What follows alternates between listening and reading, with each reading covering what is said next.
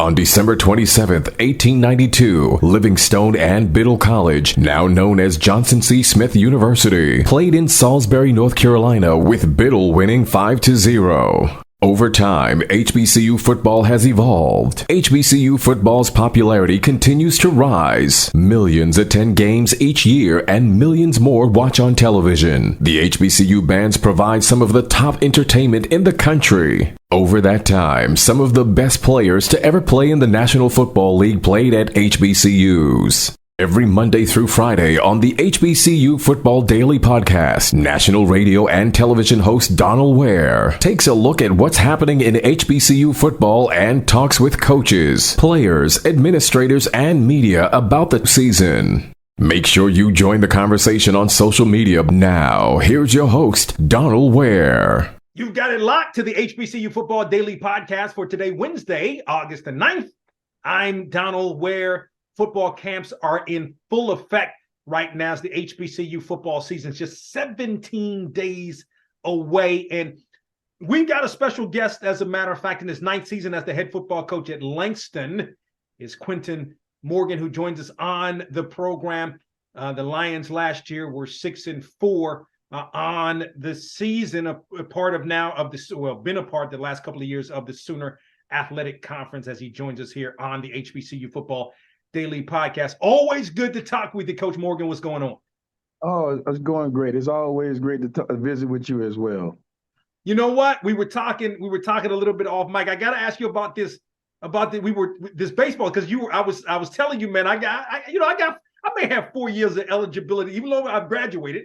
I didn't play any ball in college, but then you were talking about the fact that you had went to both Jackson State Southern and Langston, but you also played baseball while you were at Southern as well. I didn't know that. Yeah, I did. I had the opportunity to be a part of a great program. I was a part of that 2000 team up under Coach Roger Kadar. That was my freshman year, and I learned a lot from that man. He's just a upright, like just great coach, and him and Coach Barrett Ray, of course. Got an opportunity to play with Ricky Weeks. That was my suite mate. A couple of guys. I think we had maybe 9 guys get drafted off that team in 2000, including Mike Woods, who went to the Detroit Tigers, and of course Ricky being the overall second pick in the 2003-2004 draft.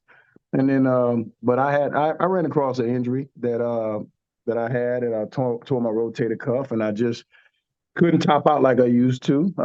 I used to throw the ball probably about 93, Ooh. 94. Yeah, I used to chunk it until I tore my rotator cuff, and then after that, I transferred to Jackson State. I got the opportunity to play up under Coach Mark Salter and the great Coach Omar Johnson. And so I learned a lot from those 3 gentlemen about collegiate sports and how to conduct yourself as a man, a businessman. And so it was a great time for me, And then I played a little football up under James Bell while I was at Jackson State as well, and then transferred with Coach Greg Johnson when he came to Langston for his second term. And I finished out here playing football. I was able to get an extra year from that drop from NCAA to NAIA. So, and it's been the rest has been what it is right now.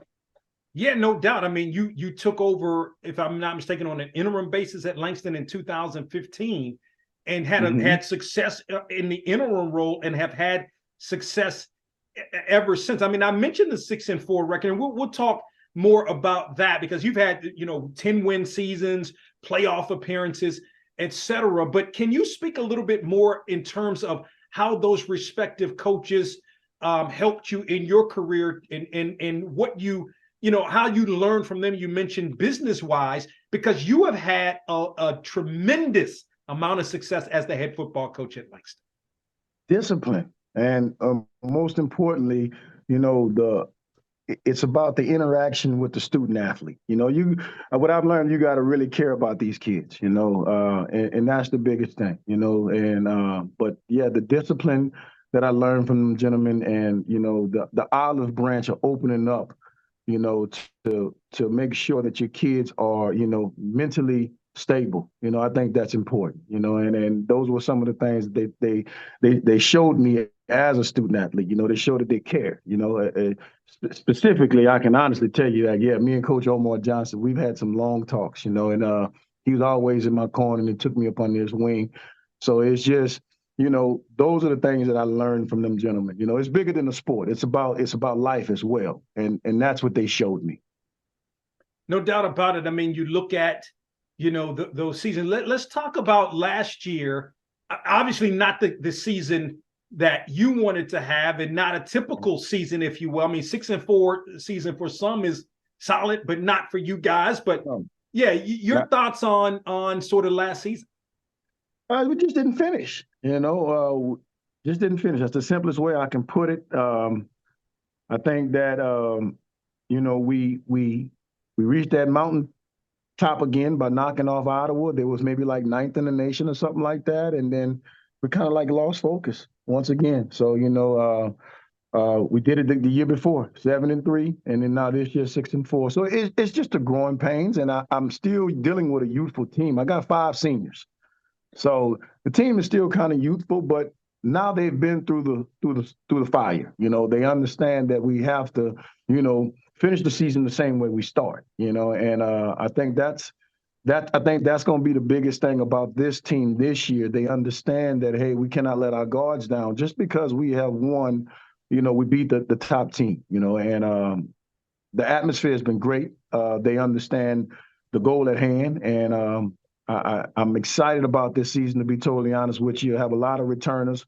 It's pretty much a sophomore again and junior-based led team.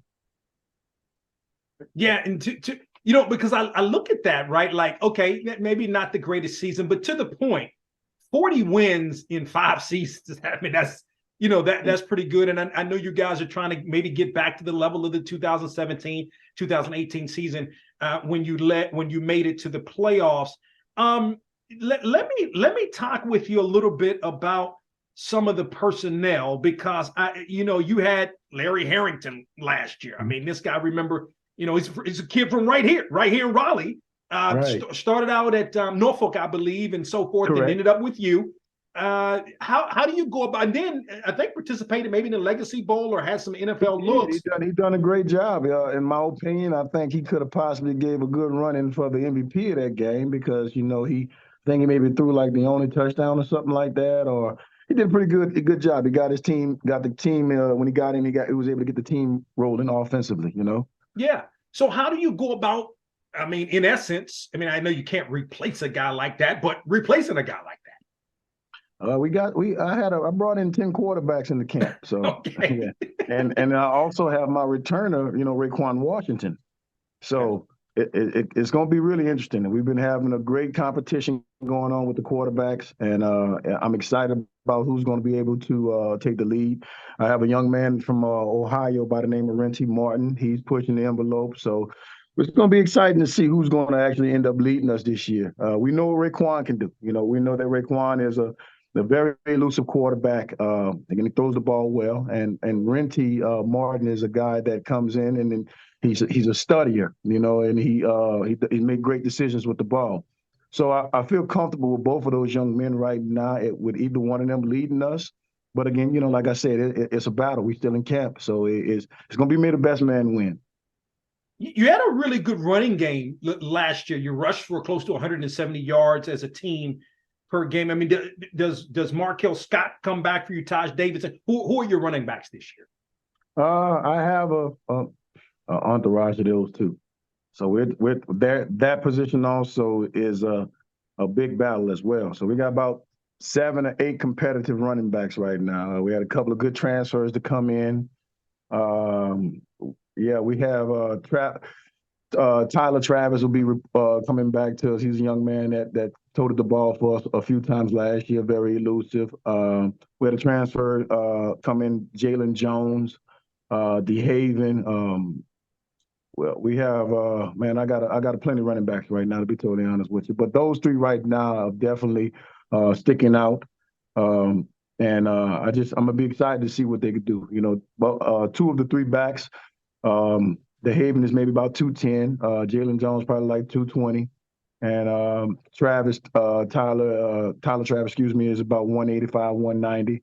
So we're going to be able to basically play a little smash mouth football and be able to hit the edges and be elusive as well. So, and I love it when I have a balanced run game like that because I love controlling the clock. Let me pause right there in terms of talking about some of the personnel. You mentioned, a couple of guys that have come in for you transferred. We know about the transfer portal as it relates to NCAA. How does the transfer portal affect you as the head coach or affect, your Langston University football program? I don't think it really affects me because, to be totally honest with you, I don't mind recruiting kids and I guess you could say developing. It's been a lost art of the profession now because of the transfer portal. I don't mind developing kids, so it doesn't really affect me. I'm one of them old school coaches or old school minded coaches that believe in developing kids still. So I don't mind going and grab a freshman that has been overlooked because of the transfer portal and developing him. You know what I'm saying? So I'm big on that. The transfer portal is great. Of course, it's easy for quick patches, but the base of your team, I'm I truly believe that you got to have a good base, a good foundation, and that's those incoming freshmen and stuff like that. So, and you lose some kids, but you get them back. For example, I lost Malcolm Johnson to Mississippi Valley. He started for Mississippi Valley last year. He was my defensive player of the year. And he was defensive player of the year in our conference in 2000, I want to say 19, something like that. Excuse me, 2021. And he played for up on the Vince up at Valley. And he came back this year to finish out his career with me. So I got him. He's here as a grad student. So it's exciting to have him back. So, they go and some come back. And it's I really don't pay too much attention to the portal, to be honest with you. We just do our due diligence in recruiting hard. Quinton Morgan, of course, the head football coach at Langston, joins us here on the program. So let's get back to the personnel. Is this a veteran offensive line for you in 2023? Yeah, it's a pretty seasoned offensive line, but it still has some youth in it, though. It's a lot of juniors and sophomores that are playing. I maybe have two seniors that's on my offensive line this year. With Seth Scott and one of my Lackey twins, he has another year. So it's seasoned, but it's like I said, it's still kind of young. Yeah, and then wide receiver, what is that position looking like for you? It's gonna look great. We have a lot of returners at the receiver position. We got Brian Hasbar, who's returning, Kevin Allen that's returning, Lavon Williams is returning, Ivory Wheelwright is returning. We have John Lewis is returning. So we have a lot of our key players that have returned at the receiving position. So I'm excited about what those guys are going to be able to do this year. They should know the offense a whole lot better now. And they played in it for 2 years now. And so, it's going to be exciting to see what we can do. I text you maybe last week or a couple of weeks ago about one of your kids. I think it was a wide receiver, and he's no longer with you. But you text me back. We got this kid, Travis Martin, defensive back for you that returns that I know you're excited about. He had 4 interceptions, and last year was first team all SAC performer. Yeah, he's going to be something special. He's standing at about 6'3", probably about 210, 6'3" and a half actually, and that's according to NFL scouts. Green Bay has come through and looked at him, and they're excited about his size, and he has great speed. That's the thing that's surprising about him. He probably gonna get you about a 4.44, 340, and the thing about Travis. So when I was talking about developing kids, so I recruited Travis from Landry Walker out of New Orleans, Louisiana, where he was a defensive end. Okay. So I converted him into a cornerback, and he had to go through his growing pains. He had to figure out how to play the position. And so now I've got him to where he's understanding it and being able to play it, and he's using his size and his speed. And so he's going to be exciting to watch these next 2 years. He's only a junior this year, and he still has a whole nother year. So I expect this kid here to be someone that we'll be able to talk about in the future, playing on Sundays. Yeah, no doubt. I could sense that when we kind of conversed last week. Defensively, the rest of the defense, what does that look like? I mean, what were your thoughts on the way the defense specifically played in 2022 and the improvement for 2023? I felt like we didn't win some key moments, but overall, I think the kids done a good job. It was just a couple of situations where we didn't win a few key moments, but they did rise to occasion in big games. And I think we just, like I said, we lost hindsight towards the end of the season on how to stay focused and how to finish. But I got a new defensive coordinator in, Richard Embry, and it's a new life inside the defensive room. I was able to bring back my legendary coach, Coach Calvin Miller. So he's going to be back. He's back with us now, and we're excited about the defensive staff right now. I'm very excited about it because we have the energy with my young defensive coordinator, and we have the wisdom of my old defensive coordinator, Coach Calvin Miller, and then myself is also helping on the defense side of the ball. So I'm excited about what we're going to be able to do defensively. We have a lot of returners that are returning back defensively with some new additions. So it's going to be interesting to see. I can tell you this: we're going to fly around. We're going to definitely fly around. We're going to believe in trying to get 11 people around the ball as much as possible. Coach Morgan, sometimes when people don't know about something, they assume something, right? So you say NAIA compared to NCAA. I would say this. I look at your conference. You've been in the SAC, I don't know, 3 or 4. The SAC, which is the Sooner Athletic Conference, 3 or 4 years. You've had some seasons where you've had 8 wins and didn't make playoffs. So, I mean, that should automatically tell you that there's some competition right there, and it's tough. How tough is that SAC conference? It's real tough. I go against some great coaches, to be totally honest with you. The thing about, being in NAIA and in our conference, to be real transparent about it, these guys, you got to be about your X's and O's. You got to have a great game plan. They know how to attack weaknesses. So you got to prepare each and every week very, very well in order to compete, and the talent level, is good as well. To be totally honest with you, I feel it's no different than a Division II, NCAA Division II. I have some teams in my conference I know for a fact will give some 1AAs a run for their money. They'll give a lot of Division IIs a run for their money. And the reason why I can say that is because I've played against some Division IIs and some 1AAs, and we've held our own. And we got some, like I said, we got some teams that are really good. They're funded well, and so you get high caliber athletes out there. And you're one of the teams that opens the season on August the 26th, just in 17 days. I think amongst HBCUs there may be like 3. I think it's like 3 or 4 games. You're one of those games. Speak to that opening game. What Mid-America Nazarene is all about, and then your schedule kind of favorable. You've got 6 out of 10 home games this year. Right. I'm excited about that. Mid-America is definitely going to be a tough opponent for that first game. They've been known for having some good football. They're coming out of the KCAC, I believe, which is a pretty dominant conference in NAIA. And we're excited about that opportunity. We're trying to get ourselves up in the power ratings real quick by trying to get a W on that first one. And then we'll have a 2-week bye, and then we'll be at home against Louisiana College, Louisiana Christian. So, the schedule is pretty favorable. It's not, I guess you can say, top heavy at the end of the season. So the last couple of years, I've had, I guess you would say the not so. I don't even want to say the not so great teams, because we feel like every game we get everyone's best, game. But I would say that the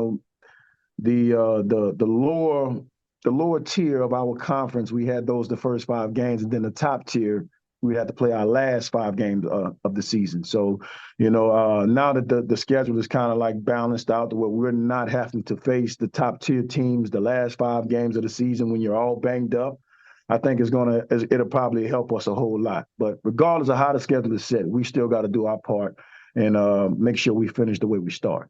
No doubt. But any concerns? Because I think that's interesting. You open the season prior to when most other teams do. Then you've got a 2-week bye before you get back into the schedule. Any concerns there? No, I don't have any concerns. I think what it does is it gives us the time to continue to get more cerebral work, more conditioning in those 2 weeks, and it also gives our guys the opportunity to rest because we're gonna go to war on the 26th. That's our mindset. We're ready to go to war, and so it gives us the opportunity to rest a little bit, and we're gonna work hard. My guys work hard. They're working hard right now. We started school July 31st, so we've been at it. And so we've been out in our tour days, and we're still in fall camp. This is our second weekend, and the guys are flying around, and so we're excited about it, and we're ready to rock and roll.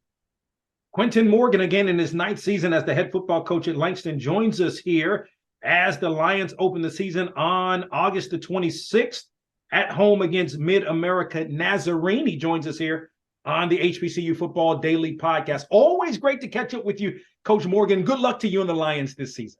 Oh, God bless, man. Thank you so much. And I enjoy every time I come on here with you. All right, no doubt. Nope, sounds good. All right. All right, so everything, how's the family?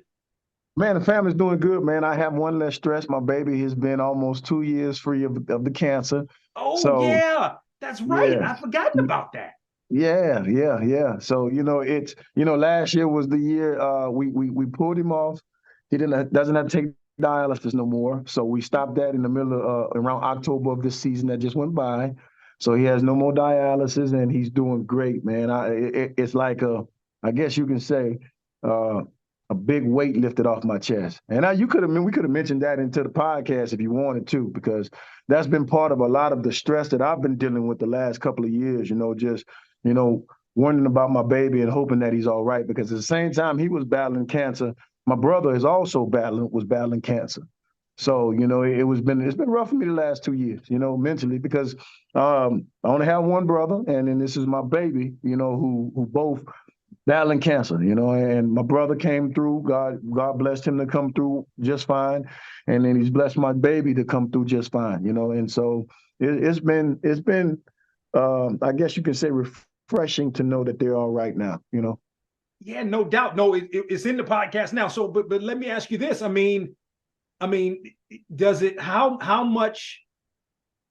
Obviously, something like that is big. It's outside of football. It's family, right? Like it's outside of football. I mean, is it like game day? Is that something that the game and that type of thing allow for you to kind of take you away from that, or does it affect you? Or can you tell us kind of how that works or how it affects you? Ooh, yeah, it still affects me right now. I'm getting emotional about it right now, just thinking about it, what I had to go through the last couple of years, and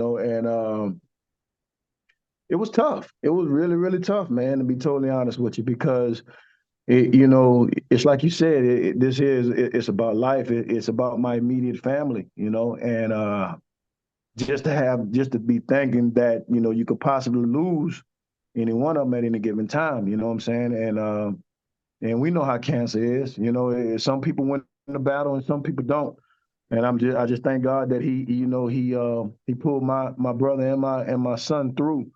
And so, I kind of I had to leave it in his hands, but, it's still in the back of your mind at all times, After wins, they didn't feel the same, to be totally honest with you. I'm really just now coming back into my own. Even my kids on my program, they know that what I've been through, and they feel like that their coach is now getting back to where he was before all of this hit me at one time, and so it's just been rough. But they say God, puts his toughest battles on the strongest soldiers, and I'm glad that my brother and my son was able to pull through those battles, and it took a lot of prayers. It really did take a lot of prayers, but yeah, I'm blessed that they're still both here with me, and I enjoy each and every moment I spend with them. So it's been real refreshing to have that uplift off my chest, that worry, and and it's not a good thing to worry. We all know that, but but it was just so close to home. It's there. So it always sat in the back of my mind. So it did take away some focus from me, to be totally honest with you. It was more about family than anything. And my staff, like, I love them because when I was going through this, they know they had to pick it up another notch for me, because they know that I was torn between two, of course, and but it was, yeah, man, it was trying times. It really was. You question whether what's important and what's not important when you're going through situations like that, and I battled through it, and I'm glad that I stuck with it and continued to fight and pray for him. And like I said, now that he's free, my brother has been free. It's refreshing, and I can feel myself. It put me in a little depression. I'm gonna be totally honest with you. It put me in a little depression. I didn't want to talk much about it. I got emotional about it all the time. And we talk about mental health with these kids, but I know for coaches as well, we go through our problems as well. And I went through my own, spill of it. So I respect the mental health part of the game for these babies that we coach, and what I'm saying, and these coaches that are around here that go through, trying times. And but yeah, it was very, very, very tough, man. Man, that's interesting with the players, and you mentioned the mental health because you've experienced that. Do you do you coach them differently in some respects, or do you approach them differently in some respects because of this? Yeah. Absolutely. Absolutely. All these kids, we all come from a different walk of life, okay? And you don't know what's going on with a kid's personal life back at home. You don't know what he or she has been through. You know what I'm saying? And it's important that us as coaches, we gotta care. We can't put everything into wins and losses. You gotta have that open door policy where these kids can come talk to you. And that's what I have. I have an open door policy with my kids. I am an accessible head coach. They can come to me at any given time. They can call me at any given time. It doesn't matter. I'm gonna pick up my phone. I'm gonna go drive over there to their dorm. It doesn't matter with me. I'm gonna seek whatever I need to do to get them the right help. To be totally honest, I have a buddy of mine who has a nonprofit called Next Metropolitan. It's out of the Dallas-Fort Worth area, and he has a great thing going on right now where he helps with mental health for young men and young women. So I had him and his therapist and his crew. They all come down, and they come down. They talk to actually my football team and a couple of other programs that we have here to basically let them know about mental health and things that they can do to help their situation, who they need to reach out to, and such things as that. And it's important because it's the big elephant in the room right now. It really is. And as coaches, we got to be aware of the change in our student athletes. You can see it. You really can see it. If you really pay attention to your kids, you can see when they're battling something mentally. Like I can tell by body language when something's going on with one of my kids because I'm observative and I understand it by experiencing that depression from what I went through personally. So it's important. That's all I can say to pretty much to us coaches out there. You got to pay attention to these kids. It's a different time, and we got to care. That's the biggest thing. We can't use these babies for their God-given talent and then care less about what happens to them, at home or mentally. Very well said. Well, we are so grateful and blessed that both your son and your brother are cancer-free. Yes, you said that that weight has also been lifted off of you. Hey man, we wish you absolutely nothing but the best. Appreciate you coming on and us having these conversations almost about every year we do this. Yeah. So we definitely, because when you're averaging 8 wins over the last 5 seasons, we definitely got to talk to you about that, right? So but again, in terms of your personal situation as well, man. So appreciate you sharing that with us, and we'll be talking with you during the course of the season. All right, I look forward to it, man. I thank you again. You got it. Yeah, I'm glad you said that, man. I Did I know? Did I know though? That's what I'm trying to remember. I don't remember. I don't know that I remember, but I'm glad it is where it is though. You know what I mean now. So that's great. That's great, Coach Morgan. You know. Thank you, my brother. I still appreciate it, man. Yes, sir. So you're good, and you're good with us sharing this part of it and all of that. That's fine. Yeah, Okay, cool. because it's about, you know, it's a part of my legacy here. You know, it's a part of my legacy, and you know, you understand that coaches are human too. You know, we're human too. We go through our problems as well, and so I don't mind sharing it because I might not be the only person in this predicament that has dealt with, you know, problems outside of, you know, their actual career. You know, it's about real life, man. You know, I'm a firm believer of that, and so I don't mind it at all because it may help someone else. It may help someone else. Yeah. So yeah. I don't mind it at all. That's true. Okay. Well, I thank you for sharing. Appreciate it. And look forward to talking to you again real soon. Oh, no problem. Okay. All right, man. Thanks. We hope you enjoyed this episode of the HBCU Football Daily Podcast. You can also listen to the podcast at BOXTOROW.com, iHeartMedia, or wherever you get your podcasts. Don't forget to get your HBCU football fix on BOXTOROW with Donal Ware each weekend on the radio station near you, and on SiriusXM on HBCU, Channel 142, and on ESPNU Radio on SiriusXM, Channel 84. Follow us on Twitter and Instagram at BOXTOROW for the latest in HBCU football, and don't forget to tell a friend.